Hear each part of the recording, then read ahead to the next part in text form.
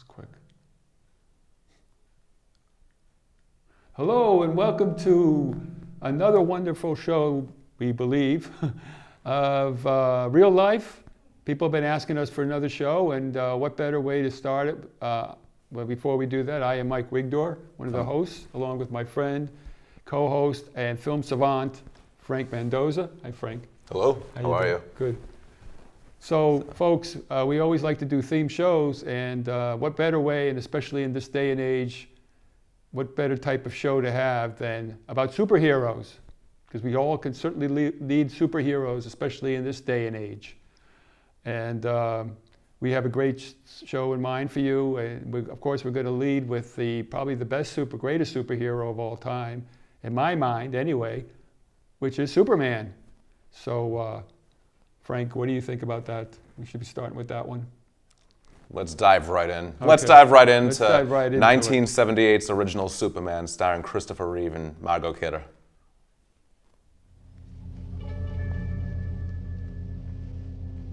My friends, I'm not given to wild, unsupported statements.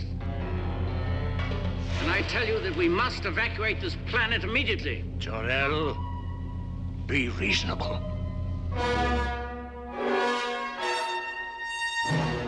Once there was a civilization, much like ours, but with a greater intelligence, greater powers, and a greater capacity for good.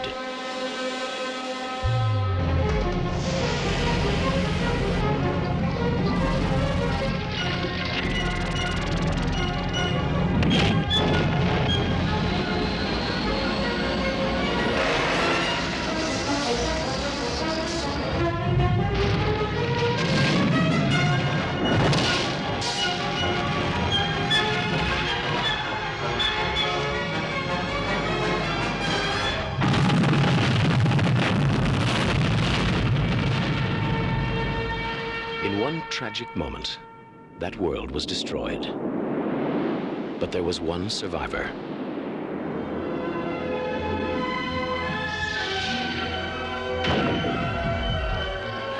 Now, wouldn't that beat all get out?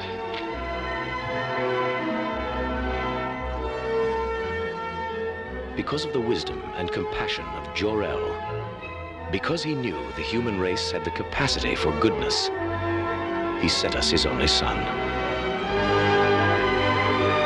His name is Kal-El. He will call himself Clark Kent.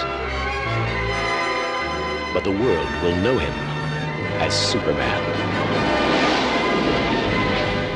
This year, Superman brings you the gift of flight.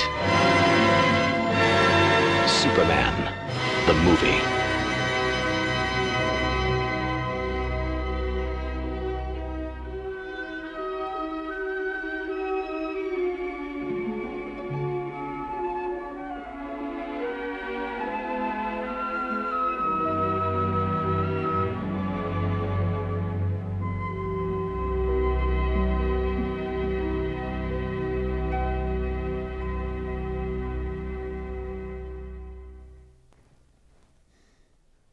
There is so much to say about the original Christopher Reeve Superman movies, at least the first two. And this trailer for the first one, the original, really just scratches the surface. What you have is Marlon Brando and Gene Hackman and Christopher Reeve, the top three billed actors. Of course, Christopher Reeve was an unknown at the time, but you have Marlon Brando and Gene Hackman. This is 1978, so you really couldn't have gotten two bigger names, both Academy Award winners, and you couldn't have gotten two bigger names to be attached to this project. It was, as most big budget films tend to be, of course it had its snags during production, but it really was the starring vehicle for Christopher Reeve. Margot Kidder plays Lois Lane, and she had just come off of a run of a few successful horror movies. So with all due respect to Jamie Lee Curtis, Margot Kidder really is also a 1970s scream queen. Wow. So she had just done Black Christmas. She had just done a Brian De Palma film called Sisters, and she was only 1 year away from doing the original Amityville Horror when they filmed Superman. So that's Margot Kidder's contribution, her spunky turn as Lois Lane. Christopher Reeve, of course. I mean, he is always, to me, in my mind anyway, Christopher Reeve is Superman. They've done a couple of reboots over the past 10 years or so. They have done Superman Returns in 2006. They have done The Man of Steel, and they're good. They are. I'm not taking away from them, but I'm a child of the 80s. This is the one I grew up with. It's the nostalgia. It's the nostalgia factor. Yeah, I mean, he's the original, and he embodied his. I mean, he was built like he was built well, and his acting was very good. He knew when to be innocent, and he knew when to be, you know, tough on criminals, but he had a sense. He had a sense that he was like a good guy, and somebody that you could really look up to, and you know, and believe in as a Superman character. Well, that's just it. Believe in. Yeah. I mean, the character of Superman. Right. He says himself, he is here to fight for truth, justice, and the American way. That's right. And Lois Lane's response to him, she laughs and she says, "You're going to end up fighting every politician in the country if that's what you stand for." Yeah. And he looked at her and he said, "Lois, I never lie." So That's true. he is the Embodiment? paragon. He's the embodiment of just everything. He is the ideal. And the film came out in '78 when things were about as cynical as you can get. You know, we were just coming off of the oil crisis, just coming out of Vietnam, just coming off of the Watergate scandal, you know, the gasoline shortage, you know, the housing collapse, so the recession. So the '70s, in terms of cinema, was a very cynical time. I mean, this was the heyday of bloody gangster movies like the Godfather films, political thrillers like The Conversation, and then just out-and-out bloodfests like basically anything by Martin Scorsese, Taxi Driver, Mean Streets. And then along comes Superman, which is an old-fashioned throwback to what, you know, movies are supposed to be like. Yeah, and I grew up watching Superman on TV, and not even sitting like in the front of the TV, like 12, 11, 13 years old, never thinking that there was going to be a movie like that someday, because when George Reeves, when that series ended, it was sad. You know, you move on to something else, you know. So, but there's a second Superman movie, folks, and this is Superman 2.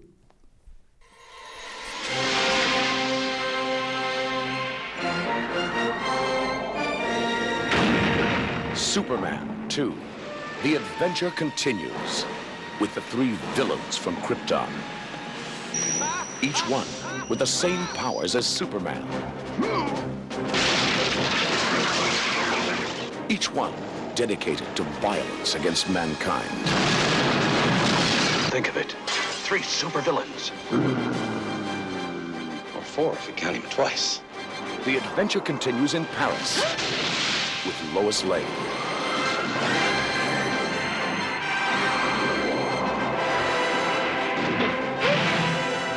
I believe this is your floor. And the romance continues. The adventure continues in Washington.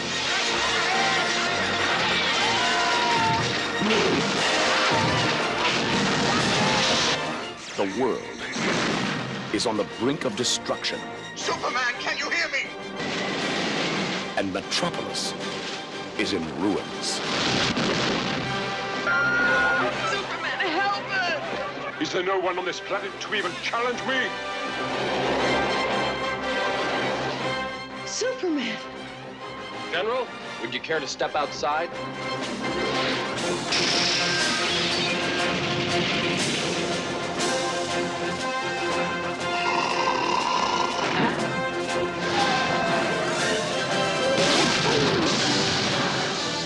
Revenge.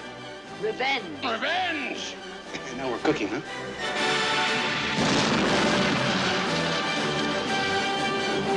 The big one's just as strong as Superman.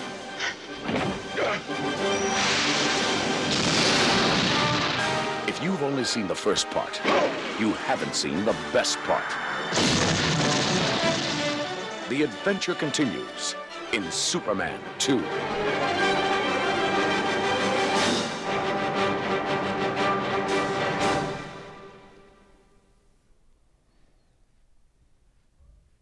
Now, there is an interesting history behind Superman 2. There is a director's cut, and if you look at the theatrical release and then the director's cut, you really have two different films. Most of the scenes, you can tell through the dialogue delivery, most of the scenes are reshot. So it's different inflections and different tones of voice. What happened was there was conflict between the director, Richard Donner, and the studios, or the producers, I should say. And so he was, so it was a very troubled production. So Margot Kidder had actually stood up for him. She had turned to the producers, standing up for Richard Donner, and to punish her, that's the reason why her role of Lois Lane is so reduced in Superman 3. She has a total of maybe 11 or 12 minutes screen time in the third one, but that was a result of this, you know, this conflict between Richard Donner and the producers.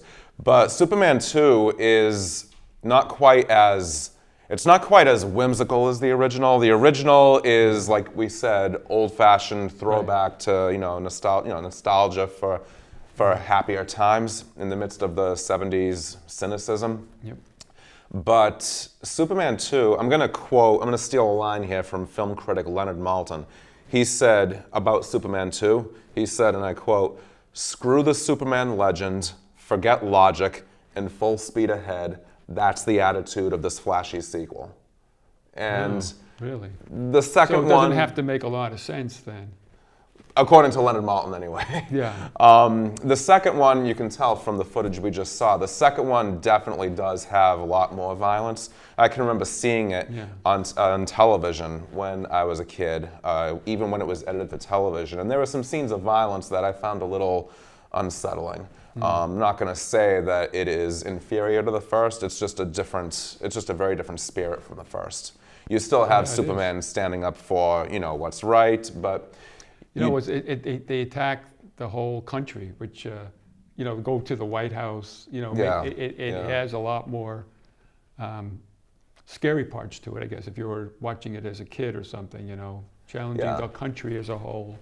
Yeah, there are a lot of unsettling images. Right. I mean, they're attacking the White House and the big fight scene between Superman and the three villains, Non, Ursa, and General Zod. Basically, the whole thing takes place right in the middle of the city, and so you have scenes of, as you saw from the trailer, exploding pieces of concrete. You have an antenna that was threatening to crush a baby carriage. You have cars being flown all over the place with people in them. The bus was picked up, and so there was just a lot more unsettling violence. Lois Lane falling from the elevator shaft from the building. That was in the beginning, yes, when she went to that was in the Eiffel Tower. Right. So, the Eiffel Tower. So I mean, you always have the nail-biting, scenes of the superhero to the rescue. In the original, you have Lois Lane hanging from the helicopter, but it's all just done with a very different spirit.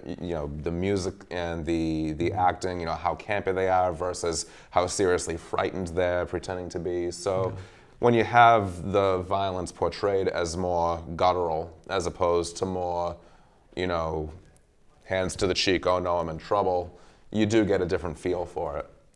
So Superman 2 is a very well-made film. It's just a very different film. Yeah, the first one is more like a fable, like it has a morality to it. Exactly. And the second one, you have to look for it. Well, the original ends with, I have to admit, for me personally, sort of a cringe-inducing, corny line where the prison warden, once Superman flies Lex Luthor into the prison warden turns to him and says to him, "This country is safe again, Superman, thanks to you." And then Superman's response, "Oh, don't thank me, we're all part of the same team, good night," and that's the end of the movie. It. You don't have that kind of dialogue in Superman 2, not by a long shot. No. So, and then Superman 3 turned into a starring vehicle for Richard Pryor, so that one was not a fan favorite. I still don't get that at all. And then Christopher Reeve himself in his autobiography has only one sentence to say about the fourth one. He said, "The less said about Superman 4, the better." And that's all he had to say about it. They were just bleeding it dry. Yeah. So that brings us to a next franchise, which is what? Spider-Man? Spider-Man. Spider-Man, yes, with starring Tobey Maguire, bringing us now to 2002. Not everyone is meant to make a difference. But for me, the choice to live an ordinary life is no longer an option.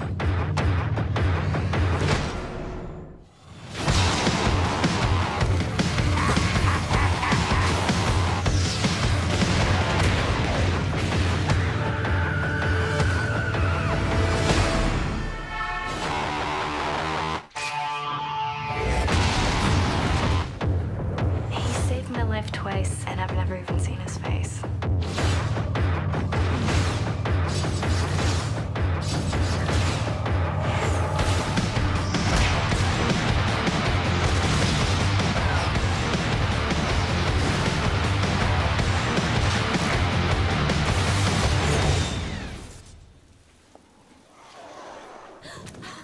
You are amazing.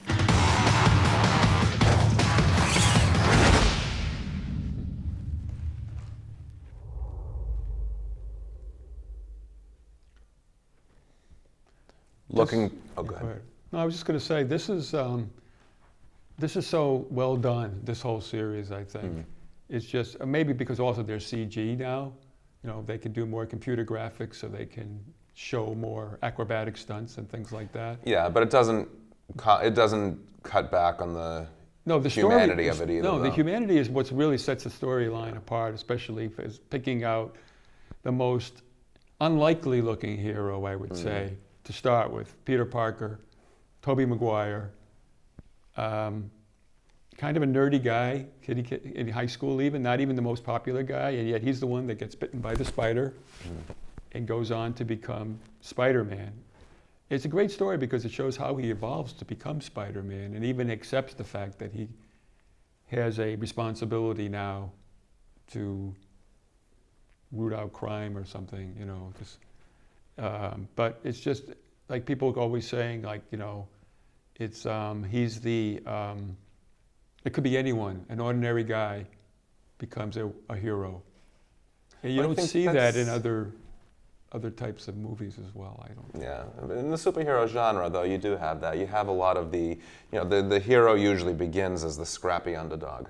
And that's definitely what Peter Parker is. Yes, he is. And Clark Kent as well, when he's raised in Smallville. Right. You know, they start off as, you know, never getting the girl. They don't have a lot of athletic prowess, and then through a strange set of circumstances, they're destined for greatness. It's a story as old as time. I mean, we can look at Lord of the Rings and King Arthur and Star Wars and see the same pattern, you know, of the underdog, of the boy who, you know, it's usually a boy, and who doesn't seem to have a lot going for him. Never gets the girl that he wants. Right.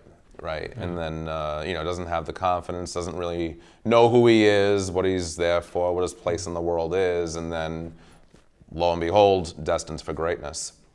This original Spider-Man movie was released in early summer of 2002, and they had done some hasty reshoots and some hasty rewriting in the wake of September 11th, the September 11th attacks. The film originally included an image of Spider-Man having weaving a web between the Twin Towers. Oh, I didn't know that. And so once the terrorist attack occurred, they digitally removed the towers. They removed that shot from the film. And they went back and they inserted a crowd of extras helping Spider-Man in the big climactic fight scene against the enemy, throwing like cans and trash at the villain, and they're screaming out at the villain, "This will teach you to mess with the people of New York. You mess with one of us, you mess with all of us." So that dialogue was rewritten and put in as sort of a tip of the hat to the strength and the spirit of New York City. Wow. So that was released in early summer of 2002, and it was followed by two sequels. Well, at least two sequels starring Tobey Maguire as Spider-Man. So here's the trailer for Spider-Man 2. This is funny. I'm not sure where to begin. Do you love me or not? I don't.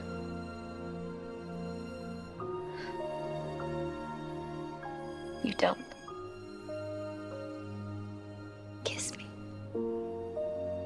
kiss you. I need to know something. Just one kiss.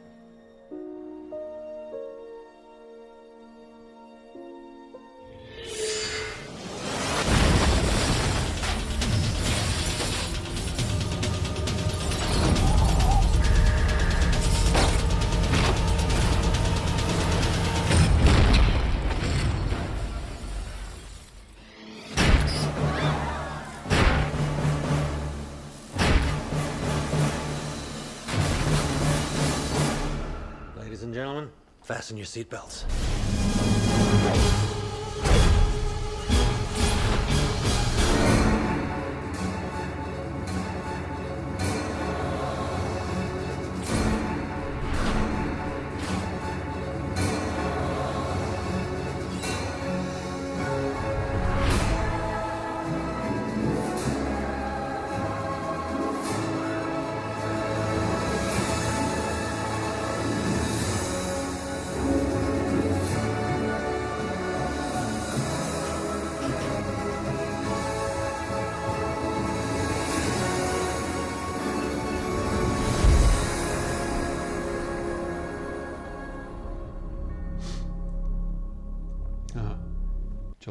July 4th weekend, of course. So this came out in 2004, 2 years later. And spoiler-free discussion, but as you can tell from the trailer, this is the installment in the franchise where they address the question of will Mary Jane or will Mary Jane not find out that Peter Parker is Spider-Man. And you also saw her walking down a staircase with another man on her arms, so of course you have the triangle there where he does love her, and she may or may not end up with somebody else because she doesn't know why he keeps withdrawing from her. Of course, we know it's because he doesn't want her to find out he's Spider-Man. Spider-Man. So she, so she has this relationship going with this other guy, and of course you have the new villain, this time played by British actor Alfred Molina. Oh, that's right. So he plays the villain in this second. To me, one of the strangest villains ever. And it was a result of a science experiment gone wrong, I guess. Right. But like a bionic octopus man or something. Pretty much. Yeah. But, pretty much.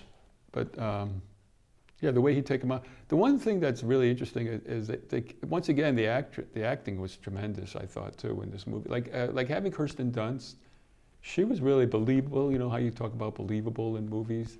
She was really believable as his love interest.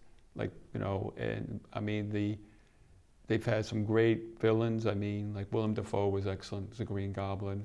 Right, in the original. And James Franco, as his friend who becomes his enemy.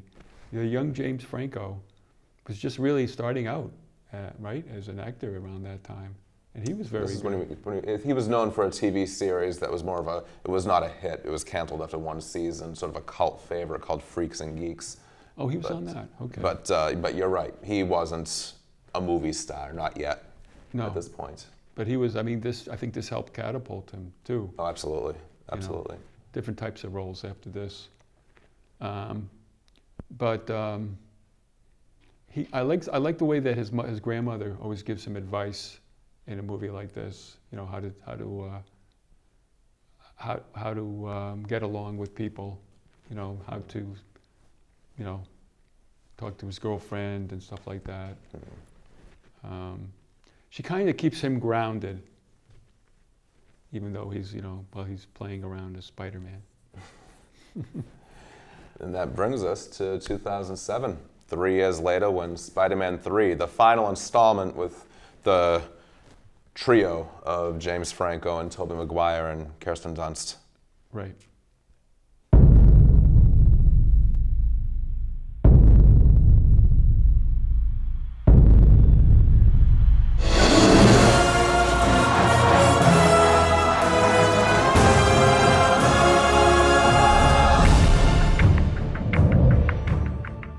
MJ to marry me. A man has to put his wife before himself. Can you do that, Peter? Yeah, I think I can.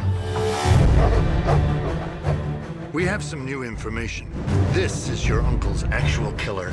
We lost his trail 2 days ago.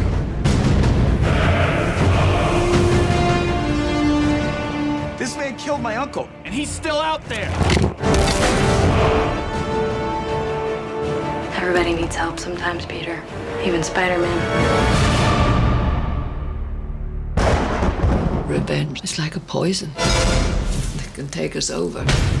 Before you know it, can turn you into something ugly. The suit. Where'd this come from? The power. Feels good. You lose yourself to it. Whoa. Spidey, love the new outfit. Remember Ben Parker? What does it matter to you anyway? Everything!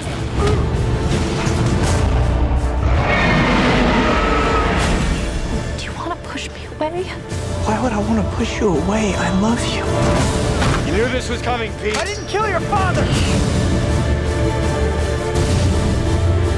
What's happening?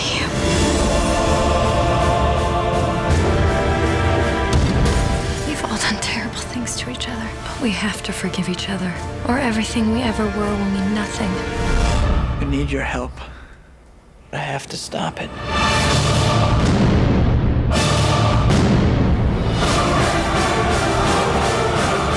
This could be the end of Spider-Man.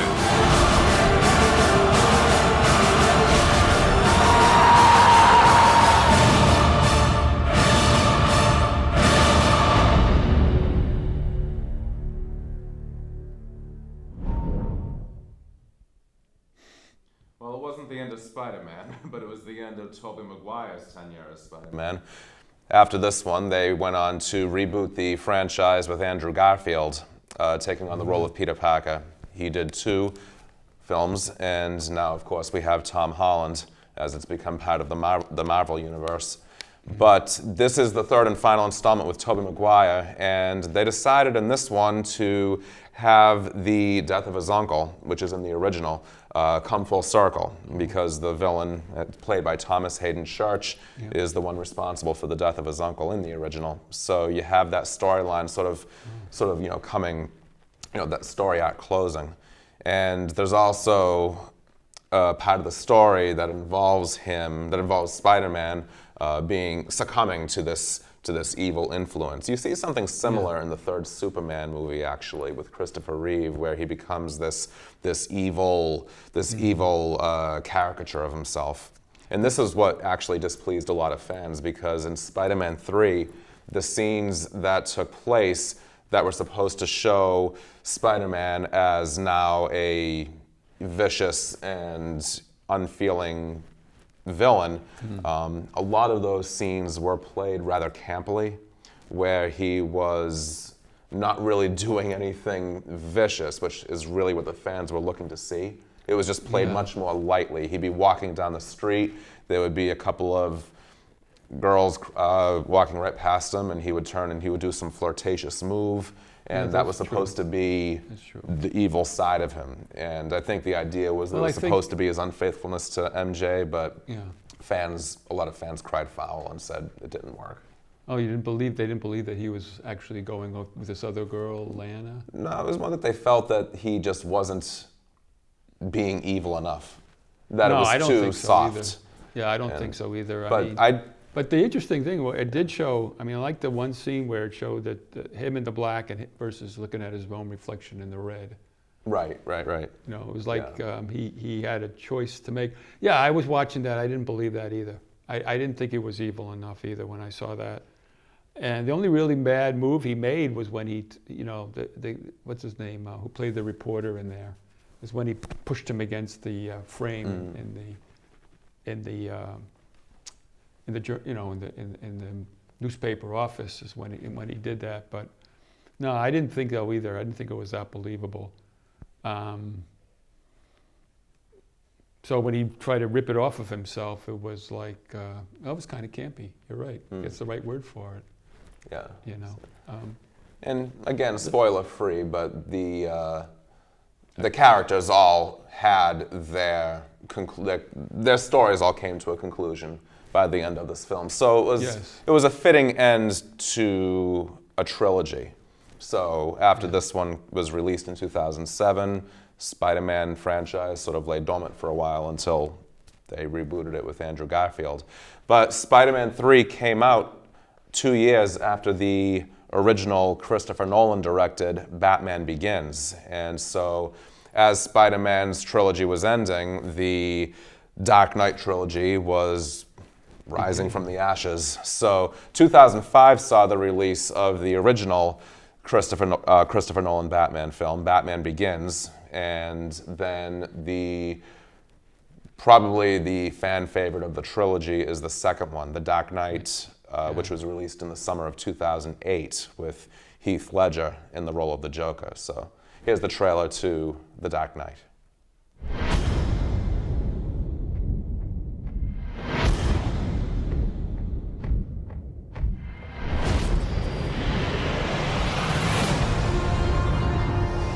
Where do we begin?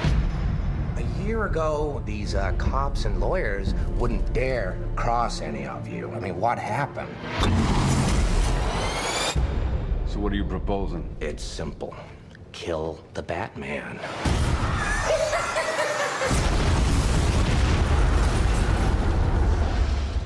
Here's my card. Bruce, this is Harvey Dent. Rachel's told me everything about you. I certainly hope not. You once told me that we'd be together. Did you mean it?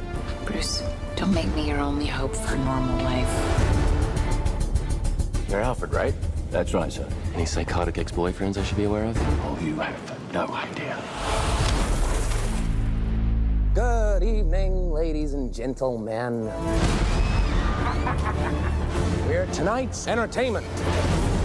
Well, hello, beautiful. You look nervous. I've seen now what it would have to become to stop men like him. The night is darkest just before the dawn. And I promise you, the dawn is coming. And here we go.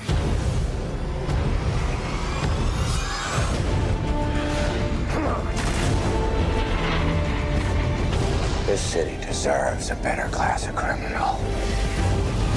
And I'm gonna give it to him. No! You'll see. I'll show you. You either die a hero, or you live long enough to see yourself become the villain.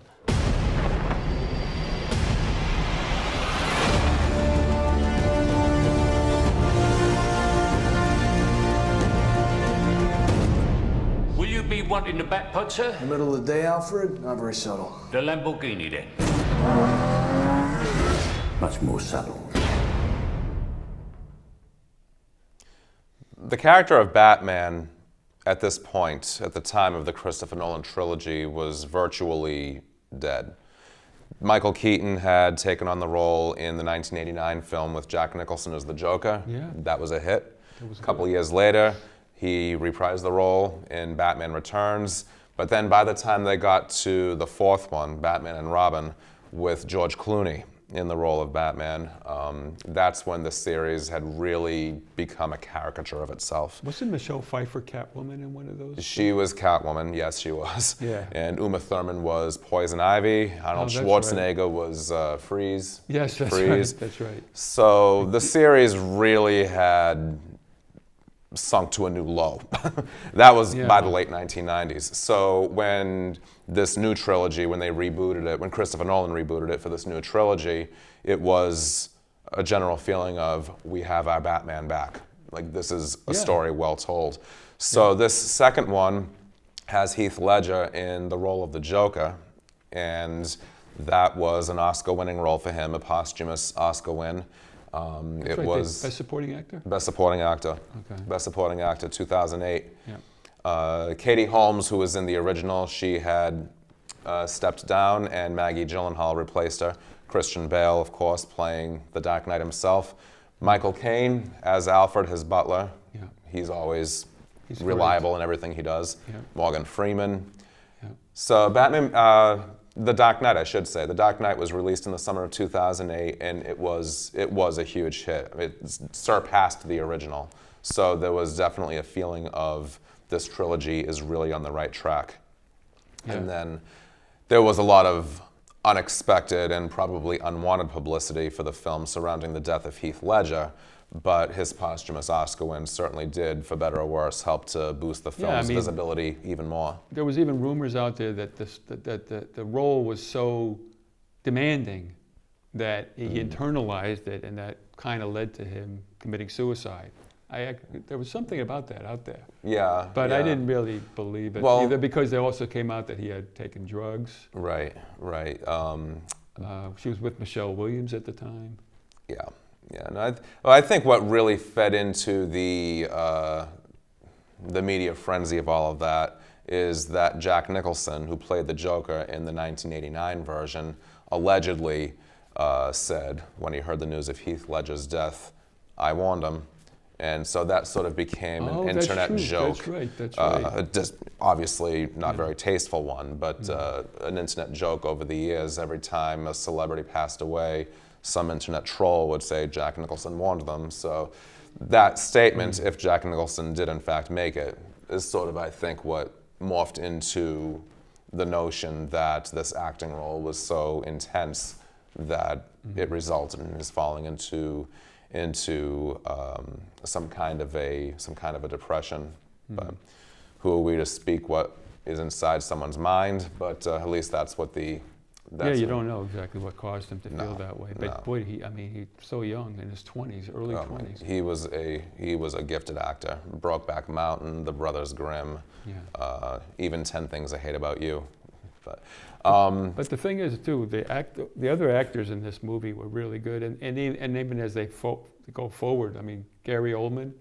Right. Gary Oldman, who later became Churchill. Right. But he was excellent, and Aaron Eckhart. Aaron Eckhart. As Harvey Dent, which has quite a story in itself in this movie, which you don't want to give out any spoilers, but I mean, turns Batman as well. It does. His experiences. Yeah. But how'd you like Christian Bale, though, through the whole thing? Because one thing that bothered me a little bit still, which even from the original Batman, is that they almost talk like in a different type of voice, almost like a whisper, like Alfred, get me Batman's, get me the armor right now, or go get my car, you know. Well, Christian Bale is. But he's a great actor. I mean, I'm not taking anything away from him. No, definitely not. He certainly did not play he did not camp up the role. No, he didn't camp it up. George Clooney himself has mocked his own performance as Batman, saying that he virtually killed the franchise.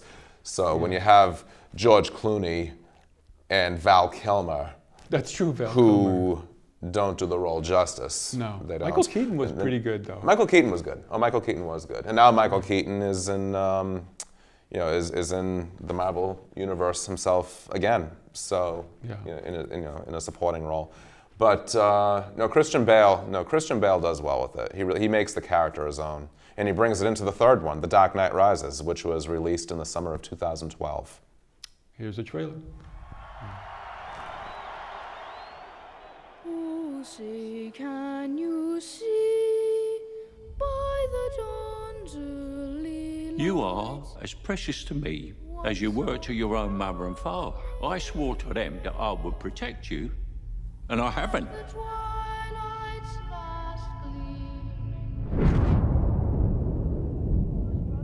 The mayor's gonna dump him in the spring. Really? Mm-hmm. But he's a hero, a war hero.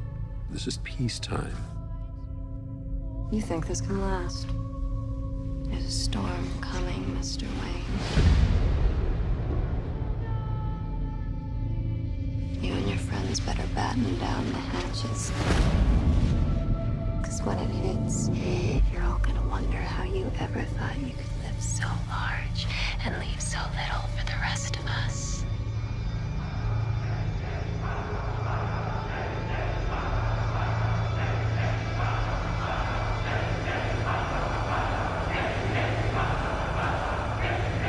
What does that mean?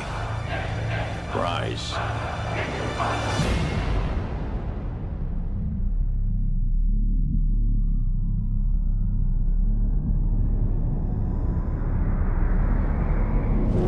when Gotham is ashes, you have my permission to die.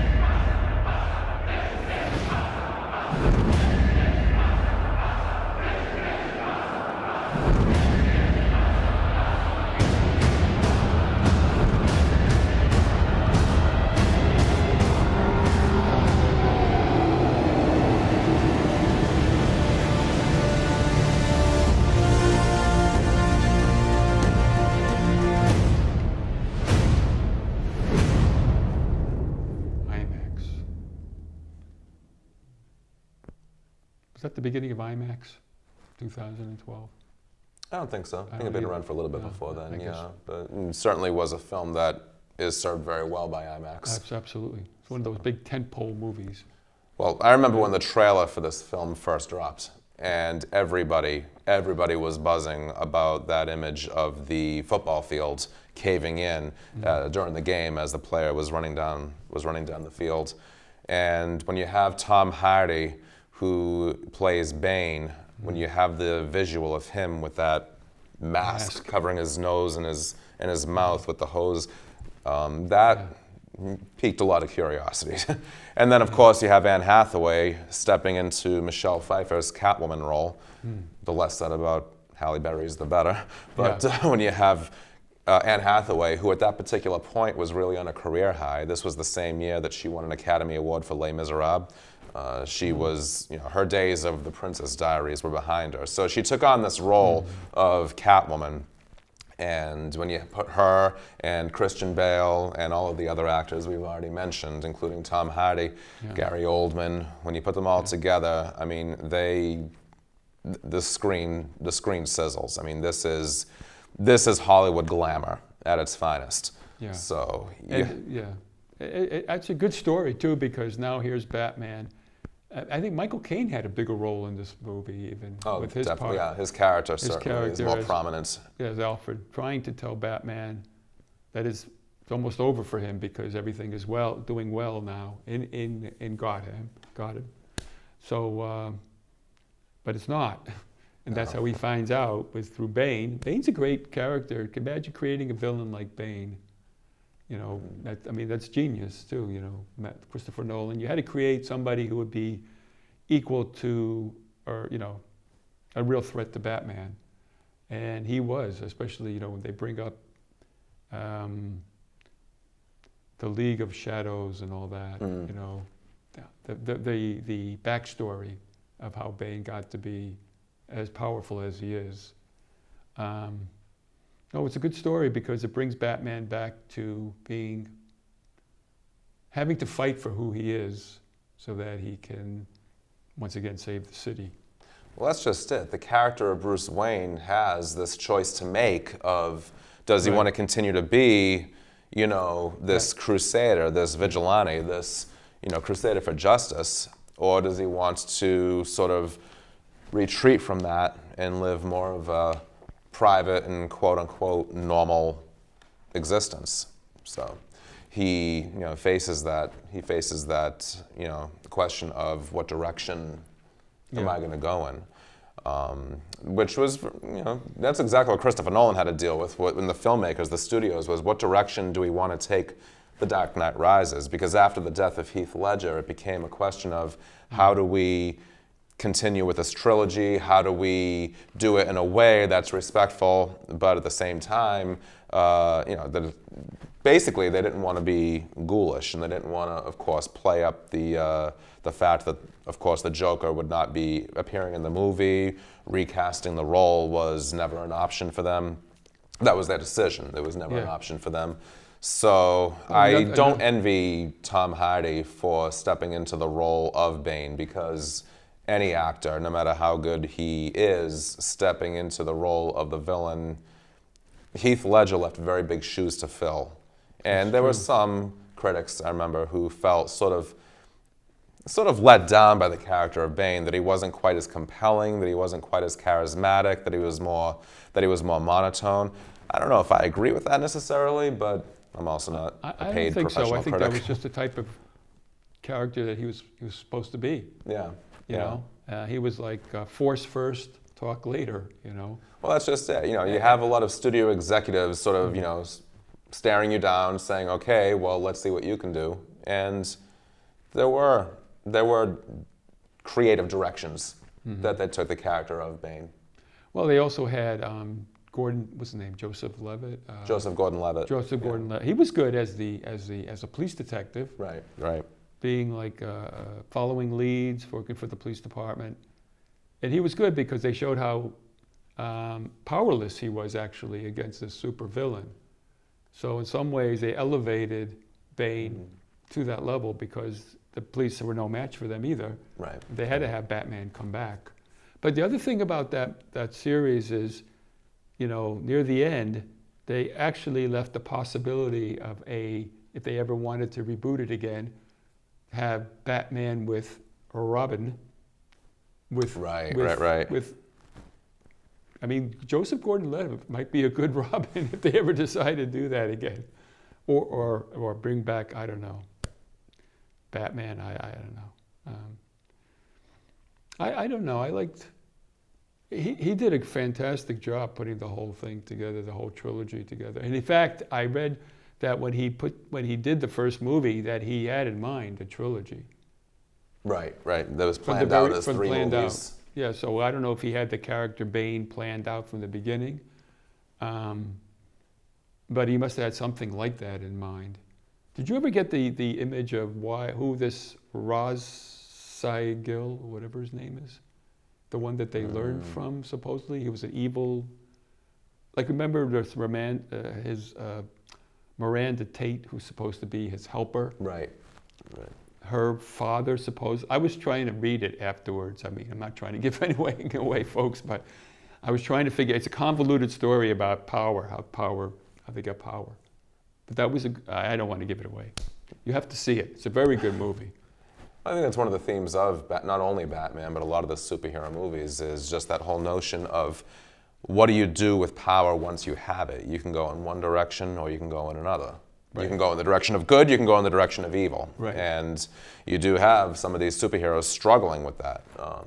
We see that with Spider-Man 3. We see it with Superman 3. We saw it with Dark Knight 3. It's always the third in the trilogy. I don't know if that's intentional or not, but coincidentally probably because it in the works out first that one way. they have the good guy, in the second one he's like conflicted, and that ends with maybe he's not the superhero everybody thought he was.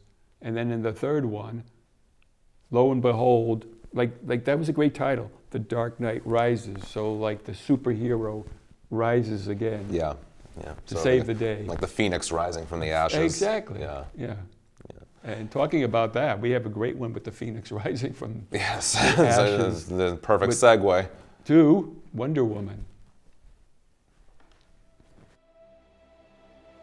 I used to want to save the world.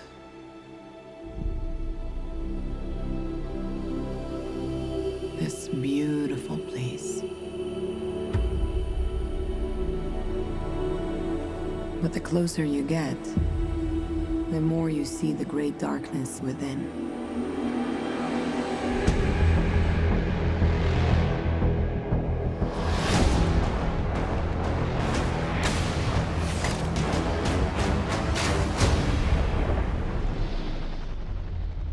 I learned this the hard way a long, long time ago.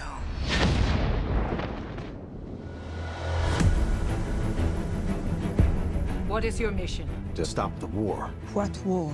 The war to end all wars. Weapons far deadlier than you can ever imagine. The war can be ours. Wherever you are in more danger than you think. I cannot stand by while innocent lives are lost. Be careful, Diana. Who is this woman? She's my secretary, sir. She's a very good secretary.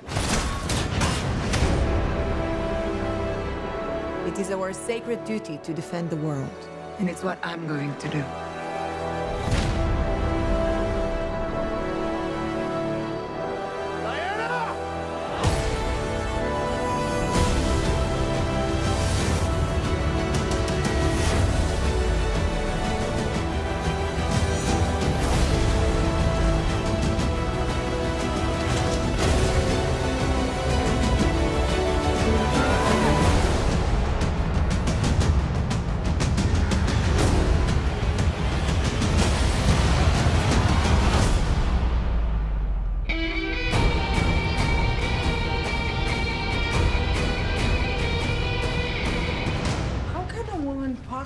fight in this. Fight? We use our principles, although I am not opposed to engaging in a bit of fisticuffs should the occasion arise.